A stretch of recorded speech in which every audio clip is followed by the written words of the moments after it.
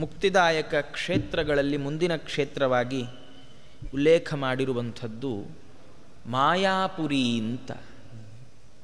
ಅಯೋಧ್ಯ, ಮಥುರಾ, ಮಾಯಾ. ಯಾವುದಿದು ಮಾಯಾಪುರಿ ಅಂದರೆ ಅದನ್ನು ಈಗ ನಾವು ಹರಿದ್ವಾರ ಅಂತ ಕರೀತೆ. ನಿಜವಾದ ಅರ್ಥದಲ್ಲಿ ಇದು ಹರಿಯ ದ್ವಾರ. ಯಾಕೆ ಅಂದರೆ ಮುಂದೆ ನಾವು ಬದರಿನಾರಾಯಣನನ್ನು ನೋಡಲಿಕ್ಕೆ ಹೋಗುವಾಗ ಬದರಿಯಲ್ಲಿರುವ ಹರಿಯನ್ನು ನೋಡಲಿಕ್ಕೆ ದ್ವಾರ ಇದೆ. ಆದ್ದರಿಂದ ಇದು ಹರಿದ್ವಾರ ಅಂತ ಕರೆಸಿಕೊಂಡಿದೆ. ಬಹಳ ಉತ್ತಮವಾದಂತಹ ಸ್ಥಾನ ಇದು. ಮಾಯಾಪುರಿ, ಮಾಯಾ ಅಂದರೆ ದುರ್ಗೆ, ದುರ್ಗಾದೇವಿಯನ್ನು ಮಾಯಾ ಅನ್ನುವ ಹೆಸರಿನಿಂದ ಉಲ್ಲೇಖ ಮಾಡಿರುವಂಥದ್ದು. ಭಾಗವತದಲ್ಲಿ ಈ ಪ್ರಸಂಗ ಬಹಳಷ್ಟು ಬಂದಿರುವಂಥದ್ದು. ಮಾಯಾ ಅಂದರೆ ದುರ್ಗಾದೇವಿ ಅಂತ ಅರ್ಥ. ಈ ದುರ್ಗಾದೇವಿಯರು ಇರುವಂತಹ ಪ್ರದೇಶ ಅದು. ನಾವಲ್ಲಿ ಹೋದಾಗ ಎರಡು ಕಡೆ ರೋಪ್ ವೇಯಲ್ಲಿ ಕರ್ಕೊಂಡು ಹೋಗ್ತಾರೆ. ಒಂದು ಮಾಯಾದೇವಿ ಮತ್ತೊಂದು ಚಂಡೀದೇವಿ ಅಂತ ಎರಡು ಕಡೆಗಳಲ್ಲಿ. ಹಾಗಾಗಿ ಇದು ಮಾಯಾಪುರಿ ಅಂತ ಕರೆಸಿಕೊಂಡಿರುವಂಥದ್ದು. ಇಲ್ಲಿ ಇದು ಬಹಳ ಪ್ರಸಿದ್ಧ ಯಾಕಿದು ಅಂದರೆ ಅಜಾಮಿಳ. ಭಾಗವತದಲ್ಲಿ ನಮಗೆಲ್ಲ ಕಥೆ ಗೊತ್ತಿದೆ. ಅಜಾಮಿಳ ಮಾಡಬಾರದ ದುಷ್ಟ ಕರ್ಮಗಳನ್ನು ಮಾಡಿ ಆತ ತಾನು ಪತಿತನಾಗ್ತಾನೆ. ಆತ ತಾನು ತನ್ನ ಪಿತೃಗಳ ಜೊತೆ ಎಲ್ಲರನ್ನೂ ತಾನು ನರಕಕ್ಕೆ ದೂಡುವ ಅಪಾಯದಲ್ಲಿ ಸಿಲುಕಿದಾಗ ಭಗವಂತ ಅವನಿಗೆ ಸ್ವಪ್ನದಂತೆ ಅವನು ಮಾಡಿದ ತಪ್ಪನ್ನು ತೋರಿಸಿಕೊಡ್ತಾನೆ ಯಮಭಟರು ಮೂಲಕವಾಗಿ. ಆ ಸಂದರ್ಭದಲ್ಲಿ ಅಜಾಮಿಳ ತಾನು ಎಚ್ಚೆತ್ತುಕೊಂಡು ತಪಸ್ಸು ಮಾಡಲಿಕ್ಕಾಗಿ ಆಯ್ಕೆ ಮಾಡಿಕೊಂಡ ಜಾಗ ಈ ಮಾಯಾಪುರಿ, ಈ ಹರಿದ್ವಾರ. ಮತ್ತಷ್ಟೇ ಅಲ್ಲದೆ ಇಲ್ಲಿಯೇ ಭಾಗವತ ಸಪ್ತಾಹದ ಜ್ಞಾನ ಯಜ್ಞ ನಡೆದದ್ದು ಅಂತ, ಗಂಗಾದ್ವಾರ ಅಂತ ಇದನ್ನೇ ಕರೆದದ್ದು ಭಾಗವತ. ಹಾಗಾಗಿ ಭಾಗವತದ ಸಪ್ತಾಹ ನಡೆದಂತಹ ಪರಮ ಪವಿತ್ರವಾದ ಸ್ಥಳ, ಪ್ರಾಯೋಪವೇಶಕ್ಕೆ ಪರೀಕ್ಷಿನ್ ಮಹಾರಾಜರು ಕುಳಿತಂಥ ಜಾಗ, ವಿದುರರಿಗೆ ಮೈತ್ರೇಯರಿಗೂ ಭೇಟಿಯಾಗಿ ಮೈತ್ರೇಯರಿಂದ ವಿದುರರು ಭಾಗವತದ ಉಪದೇಶವನ್ನು ಪಡೆದ ಪರಮ ಪವಿತ್ರವಾದ ಸ್ಥಳ ಇದೆ. ಭಾಗವತ ಆ ಕಥೆಯನ್ನು ಉಲ್ಲೇಖ ಮಾಡುತ್ತೆ. ಕೃಷ್ಣ ತಾನು ಪರಂಧಾಮಕ್ಕೆ ಹೋಗಬೇಕಾದ ಸಂದರ್ಭದಲ್ಲಿ ವಿದುರ ಯಾವರು ಮೈತ್ರೇಯರು ಮತ್ತು ಉದ್ಧವರು ಇವರಿಬ್ಬರನ್ನು ತಾನು ಕರೆದು ಇವರಿಬ್ಬರಿಗೆ ತತ್ವೋಪದೇಶವನ್ನು ಮಾಡಿದ್ದಾನೆ. ಮಾಡಿದ ನಂತರದಲ್ಲಿ ವಿದುರರಿಗೆ ತತ್ವೋಪದೇಶವನ್ನು ಮಾಡಲಿಕ್ಕೆ ಮೈತ್ರೇಯರಿಗೆ ಆದೇಶ ಮಾಡಿದ್ದಾನೆ. ಆ ಮೈತ್ರೇಯರಿಗೂ ವಿದುರರಿಗೂ ಸಮಾಗಮವಾದಂತಹ ಪರಮ ಪವಿತ್ರವಾದಂತಹ ಸ್ಥಳ ಈ ಹರಿದ್ವಾರ. ಜೊತೆಗೆ ಶಂತನುವಿನ ತಪೋಭೂಮಿ, ಭೀಷ್ಮರ ತಂದೆಯಾದ ಶಂತನು ಆತನ ತಪೋಭೂಮಿಯೂ ಇದು. ಜೊತೆಗೆ ಮಹಾಭಾರತದಲ್ಲಿ ನಮಗೊಂದು ಕಥೆಯ ಉಲ್ಲೇಖ ಬರುತ್ತೆ. ಭೀಷ್ಮಾಚಾರ್ಯರು ಶಂತನುವಿನ ತಂದೆಯಾದ ಶಂತನುವಿನ ಶ್ರಾದ್ದವನ್ನು ಮಾಡಿದ್ದಾರೆ. ಮಾಡುವ ಪ್ರಸಂಗದಲ್ಲಿ ಭೂಮಿಯಿಂದ ಒಂದು ಕೈಯೇ ಮೇಲ್ ಬಂತಂತೆ. ಭೀಷ್ಮಾಚಾರ್ಯರು ಪಿಂಡ ಪ್ರದಾನವನ್ನು ಮಾಡುವಾಗ ಆ ಒಂದು ಕೈ ಮೇಲ್ ಬಂದು ಪಿಂಡವನ್ನು ಕೈಗೆ ಕೊಡು ಅಂತ ಕೇಳಿದಾಗ ಭೀಷ್ಮಾಚಾರ್ಯರು ಇಲ್ಲ, ನಾನು ದರ್ಭೆಯ ಮೇಲೆಯೇ ಪಿಂಡ ಪ್ರದಾನವನ್ನು ಮಾಡ್ತೇನೆ ಅಂತ ಹೇಳಿ ತಂದೆಯಿಂದ ಭೇಷ್ ಅನ್ನಿಸಿಕೊಂಡಂಥ ಸ್ಥಳ ಅದು ಈ ಹರಿದ್ವಾರವೇ ಆಗಿದೆ. ಧೃತರಾಷ್ಟ್ರನ ಅಂತ್ಯಕರ್ಮ ನಡೆದದ್ದು ಇಲ್ಲೇ ಅಂತ ಅಲ್ಲಿಯ ಐತಿಹ್ಯ ಹೀಗಿರುವಂಥದ್ದು. ಇಂಥ ಒಂದು ದೊಡ್ಡ ಪರಮ ಪವಿತ್ರವಾದ ಸ್ಥಳ. ಇದಕ್ಕಿಂತ ಮುಖ್ಯವಾಗಿ ಏನು ಅಂದರೆ ನಾವು ಗಮನಿಸಬೇಕಾದ್ದು, ನಮಗೆ ಗಂಗೆ ಮೊದಲು ಸಿಗೋದು ಈ ಹರಿದ್ವಾರದ. ಅಲ್ಲಿ ಏನು ಬದರಿಯಿಂದ ಬರುವಾಗ ಅಲಕನಂದ ಅದು 7 ಕವಲುಗಳಾಗಿ ಷಟ್ ಪ್ರಯಾಗಗಳಲ್ಲಿ ಒಂದೊಂದರ ಜೊತೆಗೆ ಸೇರಿ ಸೇರಿ ಸೇರಿ ಸೇರಿ ಸೇರಿ ಸೇರಿ ಶುದ್ಧವಾಗಿ ಪೂರ್ಣ ಗಂಗೆ. ಶುದ್ಧ ಅಶುದ್ಧ ಅಂದರೆ ಯಾವುದನ್ನು ನಾವಿವತ್ತು ಗಂಗೆ ಅಂತ ಚಿಂತನೆ ಮಾಡ್ತೇವೋ ಆ ಗಂಗೆಯ ಪರಿಪೂರ್ಣ ರೂಪ ನಮಗೆ ಸಿಗೋದು ಹರಿದ್ವಾರದಲ್ಲಿ. ಅಲ್ಲಿಯವರೆಗೆ ಬೆಟ್ಟದ ಕೊರಕಲುಗಳಲ್ಲಿ ಸಣ್ಣದಾಗಿ ರಭಸವಾಗಿ ಹರಿದ ಗಂಗೆ ಹರಿದ್ವಾರಕ್ಕೆ ಬಂದ ಕೂಡಲೇ ಭಾಳ ಮೈಚಾಚಿ ಹರಿತಾಳೆ. ದೊಡ್ಡ ಪಾತ್ರದಲ್ಲಿ ಬಹಳ ತಂಪನೆಯ ಶೀತಲವಾದ ನೀರನ್ನು ಹೊತ್ತು ಗಂಗೆ ತಾನು ಹರಿತಾಳೆ. ಇಂಥ ಗಂಗೆಯನ್ನು ನಾವು ಕಾಣಲಿಕ್ಕೆ ಸಾಧ್ಯ ಆಗುವಂಥ ಜಾಗ ಅಂತಿದ್ದರೆ ಆ ಜಾಗ ಅದು ಹರಿದ್ವಾರ ಆಗಿರುವಂಥದ್ದು. ಹೀಗೆ ಇಂಥ ಹರಿದ್ವಾರಕ್ಕೆ ನಾವು ಬಂದಾಗ ಕೆಲವು ಪ್ರದೇಶಗಳನ್ನು ನಾವು ದರ್ಶನ ಮಾಡಲೇಬೇಕು. ಮತ್ತು ಕೆಲವನ್ನು ಸ್ಮರಿಸಲೇಬೇಕು. ಅದರಲ್ಲಿ ಮುಖ್ಯವಾಗಿ ಏನನ್ನು ಸ್ಮರಿಸಬೇಕು ಅಂದರೆ, ನಮಗೆ ಇಲ್ಲಿಂದಲೇ ಶುಕಾಚಾರ್ಯರು ಪರೀಕ್ಷಿತರ ಸಂವಾದ ರೂಪದಲ್ಲಿ ಭಾಗವತ ಇಲ್ಲಿಂದಲೇ ಬಂದದ್ದಾದ್ದರಿಂದ ಮೊದಲು ಆ ಭಾಗವತ ನೀಡಿದ ಭಗವಂತನನ್ನು ಸ್ಮರಣೆ ಮಾಡಬೇಕು. ಯಾರು ಭಾಗವತ ಕೊಟ್ಟವ ಭಗವಂತ, ಎಲ್ಲಿ ಸೃಷ್ಟಿಯ ಆದಿಯಲ್ಲಿ ಬ್ರಹ್ಮದೇವರಿಗೆ ಚತುಶ್ಲೋಕಿ ಭಾಗವತವನ್ನು ಉಪದೇಶ ಮಾಡಿದವ ಭಗವಂತ.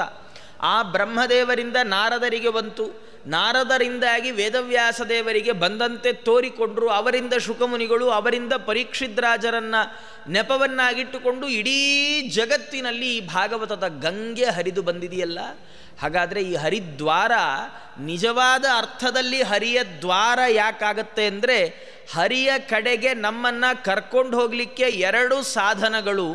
ಒಂದು ನಮ್ಮ ಮಲವನ್ನು ತೊಳೆಯುವ ಗಂಗಾ ನದಿ, ಮತ್ತೊಂದು ನಮ್ಮ ಅಜ್ಞಾನದ ಕೊಳೆಯನ್ನು ತೊಳೆಯುವ ಜ್ಞಾನ ಗಂಗೆ ಎನ್ನಿಸಿದ ಭಾಗವತ.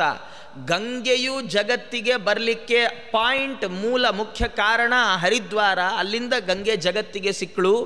ಅದೇ ಹರಿದ್ವಾರದಲ್ಲಿ, ಅದೇ ಗಂಗಾದ್ವಾರದಲ್ಲಿ ಶುಕಮುನಿಗಳ ಮೂಲಕವಾಗಿ ಇಡೀ ಮನುಕುಲಕ್ಕೆ ಭಾಗವತದ ಜ್ಞಾನ ಗಂಗೆಯೂ ಸಿಕ್ಕಿದೆ.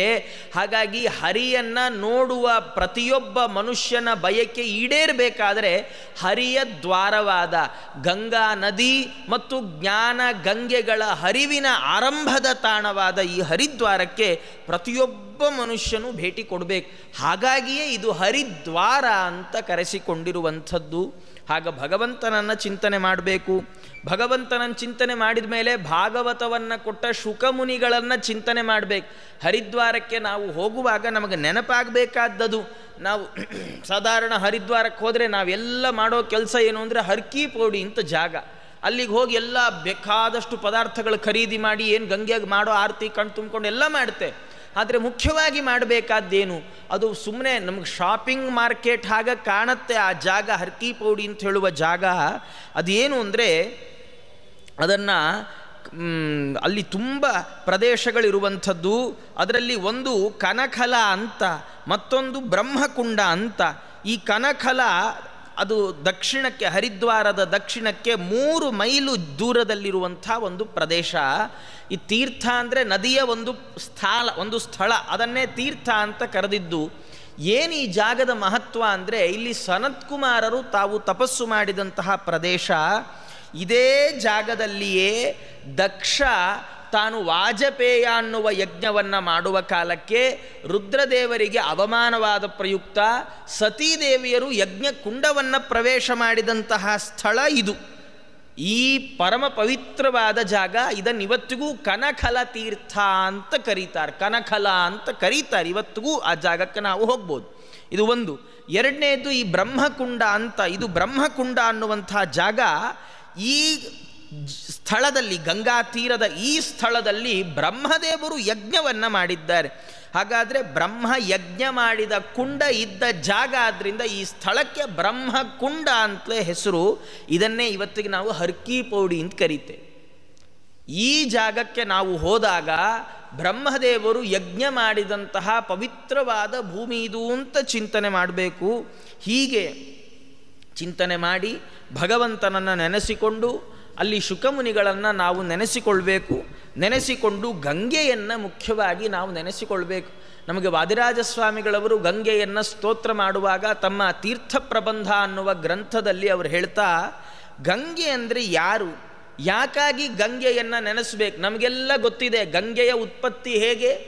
ಭಗವಂತ ವಾಮನನಾಗಿ ಬಲಿಚಕ್ರವರ್ತಿಯ ಯಜ್ಞಶಾಲೆಗೆ ಬಂದು 3 ಅಡಿ ಹೆಜ್ಜೆ ದಾನ ಕೇಳಿ, ದಾನವನ್ನು ಕೊಡುವ ಸಂದರ್ಭದಲ್ಲಿ ವಾಮನನಾದ ಭಗವಂತ ತ್ರಿವಿಕ್ರಮ ರೂಪವನ್ನು ಸ್ವೀಕಾರ ಮಾಡಿದ್ದಾನಲ್ಲ.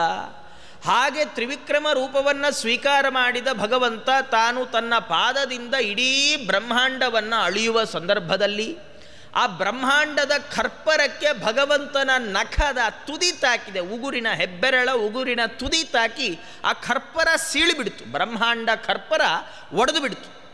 ಆ ಸೀಳಿದ ಬ್ರಹ್ಮಾಂಡ ಖರ್ಪರದಿಂದ ಹೊರಗಿನ ಘನೋದಕ ಒಳಗೆ ಬಂತು. ಅದು ಹಾಗೆಲ್ಲ ಒಳಗೆ ಬರಲ್ಲ, ಅದು ಭಾರಿ ಅಪರೂಪದ ಪ್ರಸಂಗ. ಎಲ್ಲ ಏನೋ ಟಿ ವಿಲೆಲ್ಲ ಬರ್ತಾ ಇರುತ್ತಲ್ಲ, ಇದು ಇಷ್ಟು ವರ್ಷಗಳಲ್ಲಿ ಅತ್ಯಧಿಕ ಉಷ್ಣಾಂಶ ದಾಖಲಾಗಿದೆ, ಇಷ್ಟು ವರ್ಷಗಳಲ್ಲಿ ಅತ್ಯಧಿಕ ಮಳೆ ದಾಖಲಾಗಿದೆ. ಇದು ದಾಖಲೆ, ನಿಜವಾದ ದಾಖಲೆ ಆಗಿದ್ದು ತ್ರಿವಿಕ್ರಮ ಅವತಾರದಲ್ಲಿ. ಏನು, ಜಗತ್ತಿನ ಹೊರಗಿನ ನೀರು, ಬ್ರಹ್ಮಾಂಡ ಕಟಾಹದ ಹೊರಗಿನ ನೀರು ಕಟಾಹದ ಒಳಗೆ ಬಂತು. ಒಳಗೆ ಬಂದರೆ ಅದಕ್ಕಿಂತ ಪವಿತ್ರವಾದ ನೀರು ಯಾವುದು ಬೇಕ್ರಿ? ಬ್ರಹ್ಮದೇವರು ಆ ನೀರನ್ನು ತಮ್ಮ ಕಮಂಡಲುವಿನಲ್ಲಿ ತುಂಬಿಸಿಕೊಂಡು ಅದೇ ನೀರನ್ನು ಭಗವಂತನ ಪಾದಕ್ಕೆ ಅಭಿಷೇಕ ಮಾಡಿದ್ರಲ್ಲ. ದೇವರ ಪಾದಪೂಜೆ ಅದೇನು ಬ್ರಹ್ಮದೇವರಿಗೆ ಬ್ರಹ್ಮಲೋಕದಲ್ಲಿ ನೀರು ಸಿಗಲಿಲ್ವೇ? ಕೇಳಬೇಡ್ರಿ.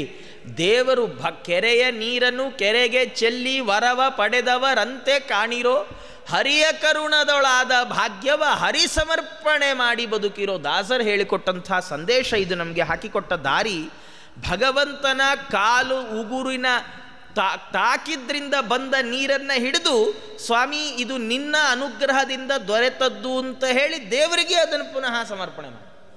ಹಾಗೆ ಮಾಡಿದಾಗ ಆ ನೀರು ಅದೇ ಗಂಗಾ ಅಂತ ಕರೆಸಿಕೊಳ್ತು. ಈ ಗಂಗಾ ಆ ನೀರನ್ನು ಅನಂತರದಲ್ಲಿ ಎಲ್ಲ ಲೋಕಗಳಲ್ಲಿ ಹರಿತಾ ಬಂದ್ಲು. ವಿಷ್ಣು ಪಾದಾಬ್ಜ ಸಂಭೂತೆ ಗಂಗೆ ತ್ರಿಪಥಗಾಮಿನಿ ಗಂಗಾ ಗಂಗೇತಿ ಯೋ ಬ್ರೂಯಾದ್ ಯೋಜನಾನಾಂ ಶತೈರಪಿ ಮುಚ್ಯತೆ ಸರ್ವ ಪಾಪೇಭ್ಯ ವಿಷ್ಣು ಲೋಕಂ ಸಗಚ್ಚತಿ. ಸ್ನಾನ ಮಾಡುವಾಗ ಏನು ಮಹಿಮೆ ಗಂಗೆಯದ್ದು ಅಂದರೆ ಸುಮ್ಮನೆ ನದಿ ಅಲ್ಲ, ಈಕೆ ವಿಷ್ಣು ಪಾದಾಬ್ಜ ಸಂಭೂತಳಾದವಳಲ್ಲ. ಸುಮ್ಮನೆ ಅದಕ್ಕೆ ನೋಡಿ, ಹಿಂದಿನ ಕಾಲದಲ್ಲಿ ಈ ಸ್ನಾನ ಮಾಡುವ ದೊಡ್ಡ ದೊಡ್ಡ ಪಾತ್ರೆಗಳಿಗೆ ಇವತ್ತಿಗೆ ನಾವು ಬಕೆಟ್ ಅಂತೇವೆ, ಹಿಂದಿನ ಕಾಲದಲ್ಲಿ ಗಂಗಾಳ ಅಂತ ಇದ್ರು. ಅದನ್ನು ಗಂಗೆಯ ನೆನಪಾಗಬೇಕಾದ ಜಾಗ ಅದು. ಸ್ನಾನ ಮಾಡುವಾಗ ನಮ್ಮನೆಯಲ್ಲಿ ನಾವು ಬಿಸಿ ಬಿಸಿ ನೀರು ಹಾಕ್ಕೊಂಡು ಅದಕ್ಕೇನೋ ಒಂದಿಷ್ಟು ಔಷಧ ದ್ರವ್ಯಗಳನ್ನೆಲ್ಲ ಹಾಕ್ಕೊಂಡು ನಮ್ಮ ಬಚ್ಚಲು ಮನೆಯಲ್ಲೇ ನಿಂತ್ಕೊಂಡೇ ಸ್ನಾನ ಮಾಡ್ತಾ ಇರ್ಬೋದು. ಆದರೆ ಸ್ನಾನ ಮಾಡುವಾಗ ಕಣ್ಮುಚ್ಚಿ ಗಂಗಾ ಗಂಗಾ ಗಂಗಾ ಅಂತ ಅಂದುಬಿಟ್ರೆ ಸಾವಿರಾರು ಯೋಜನ ದೂರದಲ್ಲಿದ್ದರೂ ಗಂಗಾ ಸ್ನಾನ ಮಾಡಿದ ಫಲವನ್ನು ಆತ ಪಡಿತಾನೆ. ಸುಮ್ಮನೆ ಹೆಸರು ಹೇಳಿಬಿಟ್ರೆ ಸಾಕು. ಭಾಗವತದಲ್ಲಿ ಪ್ರಾರಂಭದಲ್ಲೇ ಒಂದು ಮಾತು ಬರುವಂಥದ್ದು, ವಾಸುದೇವ ಕಥಾ ಪ್ರಶ್ನ ಪುರುಷಾನ್ ತ್ರೀನ್ ಪುನಾತಿ ವಕ್ತಾರಂ ಪೃಚ್ಛಕಂ ಶ್ರೋತೃನ್ಸ್ ತತ್ಪಾದ ಸಲಿಲಂ ಯಥಾ. ಭಗವಂತನ ಬಗ್ಗೆ ಪ್ರಶ್ನೆ ಮಾಡಿದರೆ, ಭಗವಂತನ ಬಗ್ಗೆ ಪ್ರಶ್ನೆ ಅಂದರೆ ದೇವರಿದ್ದಾನ ಇಲ್ವಾ, ದೇವ್ರೇನು ಭಾರಿ ದೊಡ್ಡವನ, ಈ ಪ್ರಶ್ನೆಗಳಲ್ಲ. ಭಗವಂತನ ಕಥೆಗಳನ್ನು ಹೇಳ್ರಿ, ಭಗವಂತನ ಮಹಿಮೆಗಳನ್ನು ವರ್ಣನೆ ಮಾಡ್ರಿ ಅನ್ನುವ ಪ್ರಶ್ನೆ 3 ಮಂದಿಯನ್ನು ಉದ್ಧಾರ ಮಾಡುತ್ತೆ. ಯಾರ್ಯಾರನ್ನ? ವಕ್ತಾರಂ ಪೃಚ್ಛಕಂ ಶ್ರೋತೃನ್. ಹೇಳುವವನನ್ನು, ಹೇಳ್ರಿ ಅಂತ ಕೇಳಿದವನನ್ನು, ಪಕ್ಕದಲ್ಲಿ ಕೂತು ಕೇಳುವವರನ್ನು, ಹೀಗೆ ಎಲ್ಲರನ್ನ ಪವಿತ್ರೀಕರಿಸತ್ತೆ ಅಂತ ಹೇಳ್ತಾ ಅದಕ್ಕೆ ದೃಷ್ಟಾಂತವಾಗಿ ಕೊಟ್ಟದ್ದು ಇದನ್ನು. ಯಾವುದನ್ನು? ಗಂಗೆಯನ್ನು. ತತ್ ಪಾದ ಸಲಿಲಂ ಯಥಾ. ಗಂಗೆ ಎಲ್ಲಿದೆ ಅಂತ ಗೊತ್ತಿಲ್ಲ ಯಾರಿಗೋ. ಕೇಳಿದ್ರು, ಆಚಾರ್ಯ ಗಂಗಾ ನದಿ ಎಲ್ಲಿ ಬರುತ್ತೆ?